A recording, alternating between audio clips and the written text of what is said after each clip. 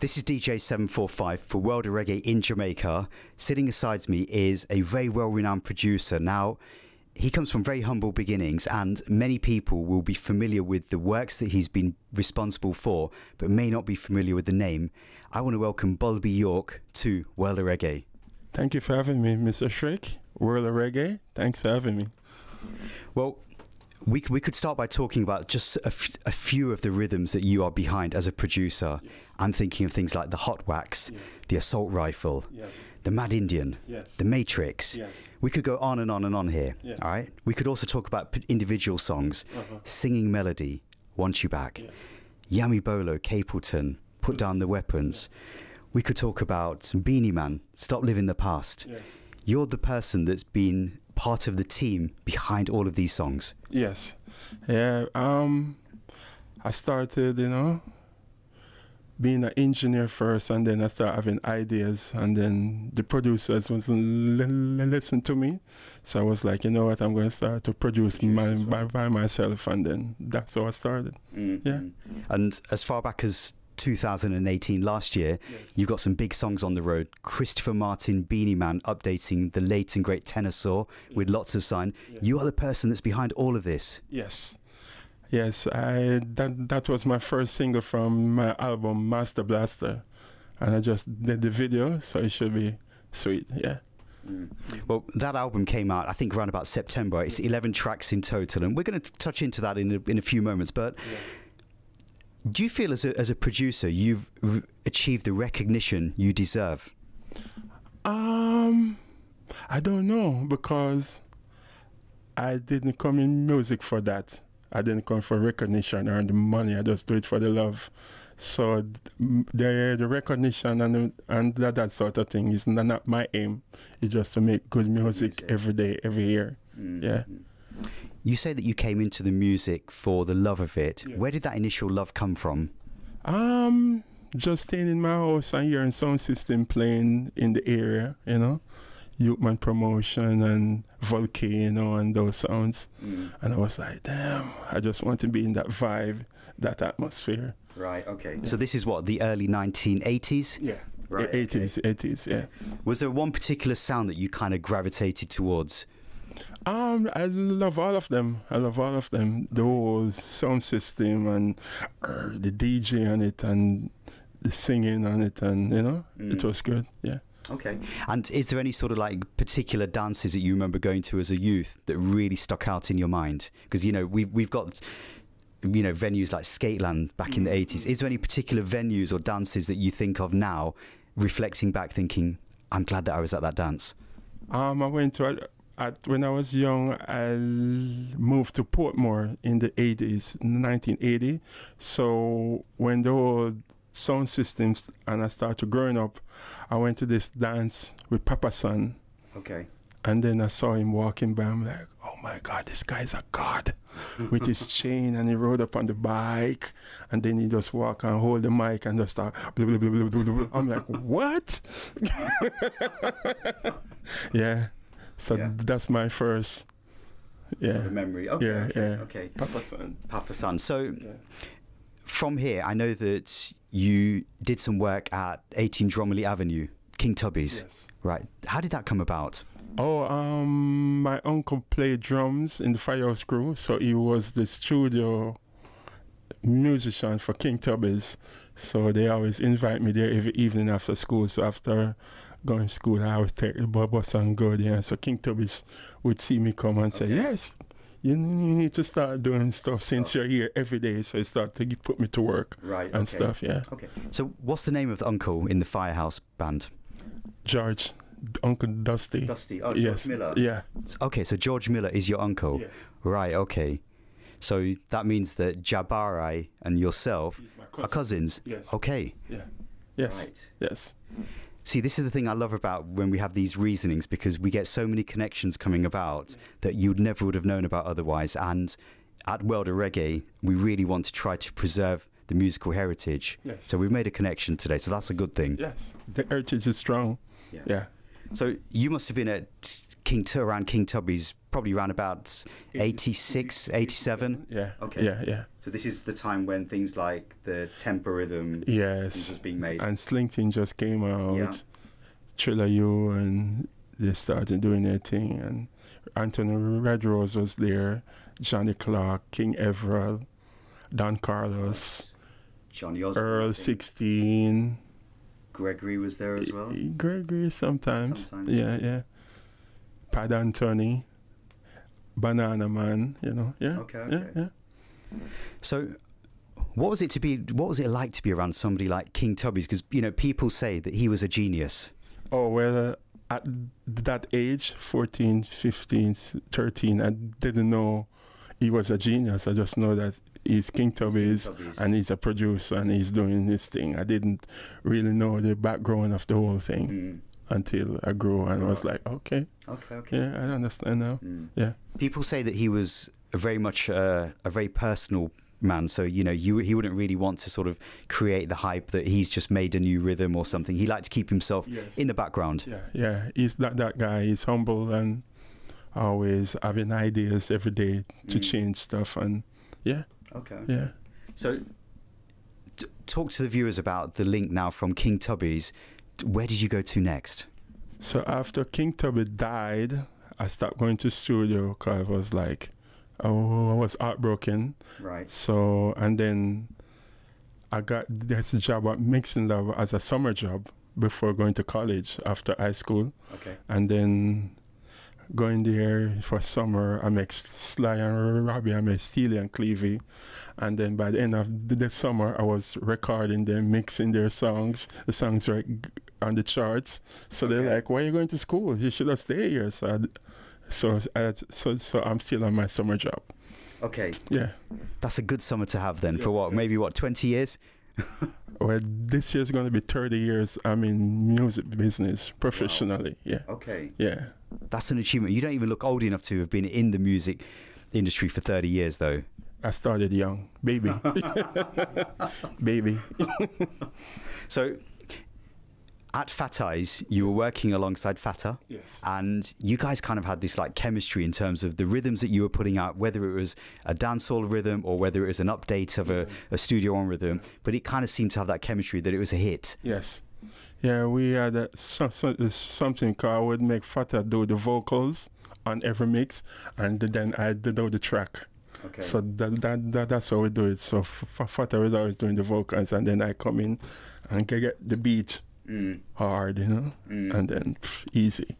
Yeah. And you seem to work with like almost like a core group of artists within Fat Eyes. So I'm a vinyl person, right? So back in the 90s, you'd sort of see like new records coming from Jamaica, pre-releases, and you see Fat Eyes records, and you don't really need to listen to them. You just buy them because you know it's good quality. Oh, wow. So you have like maybe someone like Budger on it, or Capleton, or Terra Fabulous. Back then those artists were kind of like really doing things. Yeah. So you wouldn't really need to kind of listen to it, but you'll just buy it. Yeah. What was it about your productions that kind of made them so iconic? I think we spent time on it and make sure that it's because we were mixing for all of the top producers also, so we knew exactly what to put in our songs, the ingredient and more to make it above certain standard. Yeah. Okay. Yeah. And some of these artists that you worked with back in the 90s predominantly and 2000s, you're still working with them now, because I see you as having like a very special chemistry with some artists. Like we're here in the Harmony House right now, and you and Berry seem to have this like chemistry or energy that when you work together, the result is a hit song. Well, with me and Berry, we are more like I wouldn't say family, it's deeper, so he can read what I'm feeling without even me saying it. I was like, Barry, I need a song about, and he started looking at me like weird, and then he said, okay, I understand what you're saying, and then we moved from that vibe, because we've been hanging around since 92. Wow. Yeah, so we know each other. Yeah. And Berry always kind of says that he never writes a song. No, you don't. Okay. He just set up. Right. And then he goes in the booth, and then he may sing the chorus first, and then he come back, and then we talk about the song, and then he put a line down, put a line down, put a line down, and then it goes on for days until the song is finished. Wow. Yeah. Okay. Yeah. Okay. Yeah. I mean, without fast forwarding too much, but I know that you've been doing quite a lot of like engineering work in the US as well. Yes. And then we go towards your own solo projects Yes. with your friends. Yes. The first one was called Epic and Ting, Yes. and that had like a whole host of artists that you've worked with for years and years, Yes. all compiling together Yes. to work together. What was the concept behind that? Why did you decide to now actually focus more on Bulby as the producer?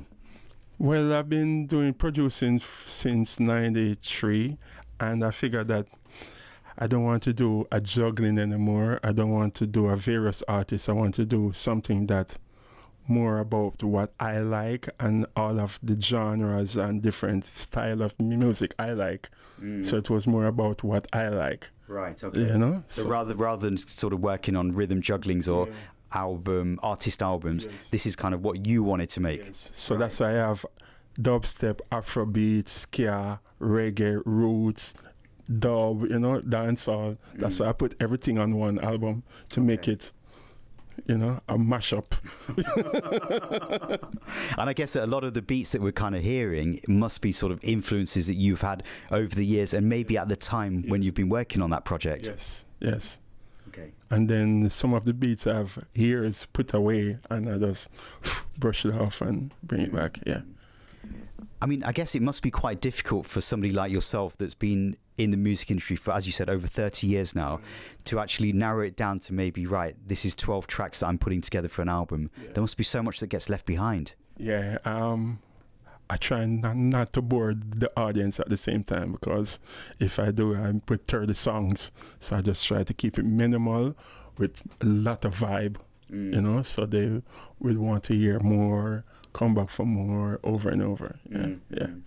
And when I listened through to the Master Blaster, which is your current project, it to me, it kind of has more of a kind of like a rubber dub kind of vibe to it. Was that the intention? Yes. I wanted it to have a more volcano sound style and Youngman promotion stylist vibe from the 80s on this album. That's why I call it the Master Blaster. Right. You know?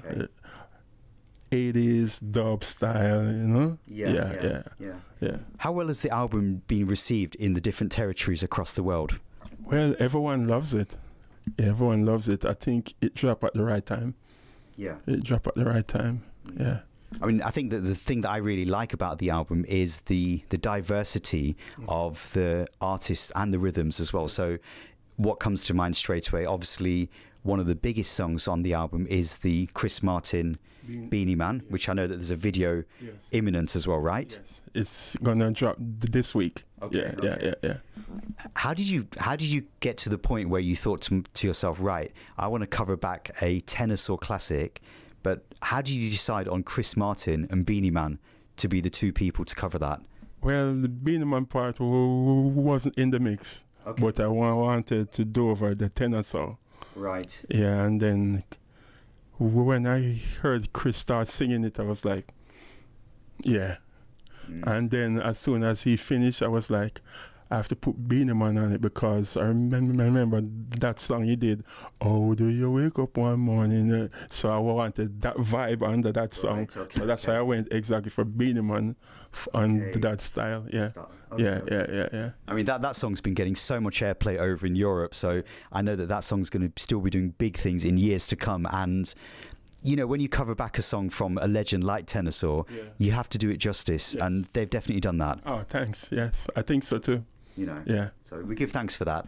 A couple of other songs that, you know, sort of come to mind, like it's almost like these combinations that I kind of sometimes think, maybe did I dream this?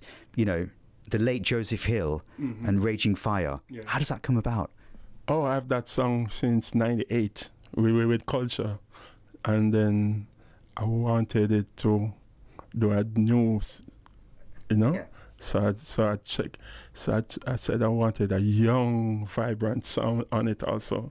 So I checked, no, Kumar. Yes. And he was excited. He was like, "What?" So he came and do his thing, and yeah. And do you feel that, you know, by actually integrating some of the foundation artists with the younger artists, you're helping to actually carry forward the name and the legacy of people like Joseph Hill and culture? Yes, I think so, because most of the younger kids who are coming up, they don't know of Joseph Hill, you know, they don't know of the tenor saw, so you have to let them know, teach them while they're dancing. You have them learning at the same time. Yeah. Okay, so Bulby, I'm going to put you on the spot here now. Okay. Why do you think that the youths, particularly here in Jamaica, do not know about people like culture? They don't know about maybe Black Uhuru or the Abyssinians or the Tamlins. Why is that the case? I think they know the songs, but they don't know who sings them. Right. Okay. So it's like, so I think it's more on their part and on the announcer's part who's playing it. Okay. They don't say this song is by Joseph Hill. This you know, they don't. They just play songs. Okay. So the kids don't know who sings what. So there's almost like an assumption that because I'm playing a classic song, everybody that's listening knows it. Who sings it? Right. Yeah. But then another question now, then, to take this even deeper. Is there enough reggae music being played on the radios here in Jamaica? Yeah, every day. Really? Yeah. Okay. Yeah. Because one of the things that people always say to me when I'm talking to people is that reggae music isn't getting played and it's not getting enough airplay in Jamaica. Well, I don't know what they mean by not getting enough play, but it's been played. It's been played. Yeah, okay. It's been played. Okay. Yeah. That's good. That's good. Like a better balance in the dance hall. But on radio, it's been played. But in the dance hall, the balance isn't there. Right. Okay. Yeah. Okay. Talking of other combinations now, there's another one that comes to mind. Beres, J Boog. Yes. How does that come about? Freedom. Well, true word. Beres song, I had it over from the Epic and Ting. I had that song from the Epic, but I didn't put it on it. So I wanted a different vibe from a different island. So I linked J Boog. No, it was Beres and Master who did the song here first. Okay. Yeah, and then I linked J Boog after. And then Luton is like, why are you leaving me off the project? So I was like, okay, I have a verse for you. Okay. And he do his thing. Yeah. So what sort of time period was this Master Blaster album compiled over? Because it was released in what, September 2018. So was it something you've been working on since Epping and Ting? Yes. Right, okay. So since Master Blaster, I've been working on the next album here. Okay. Yeah. Okay. I don't start to do it physically, but everything is here. Is there? Yeah, okay. Yeah. I just talked to Beres too. Right. Okay. So I told him I need him for a day. Okay. Okay, so we're gonna look forward to that then. Yes. You know, yes. The next stage is now in terms of obviously helping to promote the Master Blaster project. Is there any plans for any tours or any further videos or anything? I want to do as much videos as I can for each song, and then for tours, I'll see how that goes. Yeah. Compared to how you started out back in the late or mid 80s, in the music industry, not just reggae, but the music industry has changed so much. Do you think it's actually easier or more difficult for a youth that might be listening now today or watching, thinking, I want to actually take my first steps into music? Is it easier or more difficult to become an engineer or producer? I think it's easier now. Okay. I think it's easier because everyone has a studio in their house, so they can do something and just put it on SoundCloud, YouTube, you know? So I think it's easier now. Back then you have to go through record company, get it on vinyl, you know? It's a procedure, but now it's easier. It's a lot easier. Yeah. Do you think that we still have that same quality control? Because back then... No, there's no quality control now. Right, okay. Everything is free for all. Okay. Yes, so that's why I have to try bring my quality rein it back above before it get all diluted in the mix, you know? Yeah. Okay. Yeah. And in terms of other things that you might be working on, aside from the album projects now of music that you want to make, is there anything else that the viewers can look out for? I don't have anything yet going on, but yeah. Yeah. More music. A day with Beres at least, though. Yes. Is it in the diary? Yes. Yes.